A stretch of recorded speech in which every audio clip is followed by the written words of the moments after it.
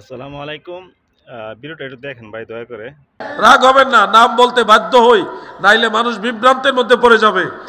আল্লাহর ওলিদের দরগায় কিছু বিপদগামী মানুষের আনাগোনা আছে, কিছু কিছু মাজারে, সব জায়গায় তো না। এখন ধরেন একজন লাল শালু পরনেওয়ালা একটা বিপদগামী একটা দলের লোক, তারা সঠিক মুসলমান না, পরিপূর্ণ মুসলমান না, নামাজ কালাম ঠিক মতো পড়ে না, ধর্মের গুরুত্বপূর্ণ আমলের সাথে তাদের সম্পৃক্ততা নেই। এই ধরনের কিছু লোক মাজারে যায় বলে মাজার ভেঙে ফেলতে হবে, এই যে শর্ত তারা দিচ্ছে, তাহলে কয়দিন আগে মসজিদের ভিতরে কি করেছে তারা, এটা কি আপনারা শুনছেননি? মসজিদের ভিতরেও তারা এই কাজ করেছে। এখন কি মসজিদ ভেঙে ফেলতে হবে?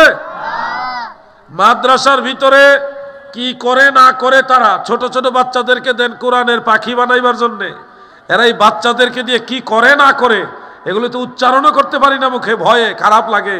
আমাদের তো ভদ্রতা, আমাদের মা বাবা আমাদের আদব কায়দা শিক্ষা দিছে। এই ছোট ছোট বাচ্চাদেরকে এই ওয়াহাবিদের মাদ্রাসায় দেন, আর এই বাচ্চাগুলিকে দিয়ে তারা কি কি আকাম কুকাম করে কল্পনা করতে পারবেন না আপনারা। যে লম্বা লম্বা দাড়ি তাদের মুখে, টুপি পরা, রুমাল পরা, জুব্বা পরা, এরা যে এই কাম করে আপনারা কোনোদিন কল্পনাই করবেন না। আবার বলতেছে মাজার ভেঙে দিতে হবে, কেন? মাজারে নামাজ পড়ে না, পাগলরা ঘুরে। আরে পাগল, তারা কি মাজারওয়ালাদের লোক নাকি? পাগলের পরিচয়, তারা পাগল, তাদেরকে সংশোধন করতে হবে। যত মাজারে অ্যাটাক হয়েছে, সেই মাজারওয়ালারা যদি ইসলামের দাওয়াত না দিত, আমরা এই মৌলবীরা তো মৌলবী হইতে পারতাম না, আমরা তো মুসলমান হইতে পারতাম না, ঠিক কিনা বলে? এই জন্য আল্লাহর ওলিদের বিরুদ্ধে যারা এই বাড়াবাড়িগুলি করেছে, অচিরেই তারা ধ্বংস হবে, অচিরেই তারা ধ্বংসলীলা দেখবে।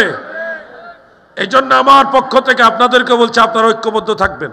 সুন্নি মুসলমান, বিএনপি বলেন, জাতীয় পার্টি বলেন, আমলিগ বলেন, অন্য দল বলেন, শুধু ওয়াহাবি ছাড়া বাকি যত সুন্নি আছেন, আপনারা সবাই নবীর পক্ষে ঐক্যবদ্ধ আছেন না নাই? সবাই বলেন আছেন না নাই?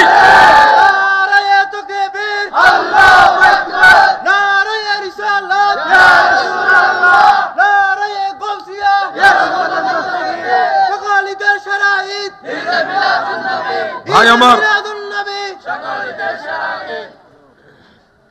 গতকাল দেখেছেন আপনারা, তারা নবীজির দুরূদ শরীফটাকে কিভাবে ব্যঙ্গাত্মক রূপে প্রকাশ করেছে। দুরূদ শরীফ নিয়ে তারা ঠাট্টা বিদ্রুপ করে। আচ্ছা, দুরূদ শরীফ কি আমার? দুরূদ শরীফ কি আপনাদের? দুরূদ শরীফ তো মদিনাওয়ালার। আল্লাহর নবীর দুরূদ শরীফকে নিয়ে যারা ব্যঙ্গাত্মক করে, বিদ্রুপ করে, ব্যঙ্গ করে, এরা কখনো সঠিক মুসলমান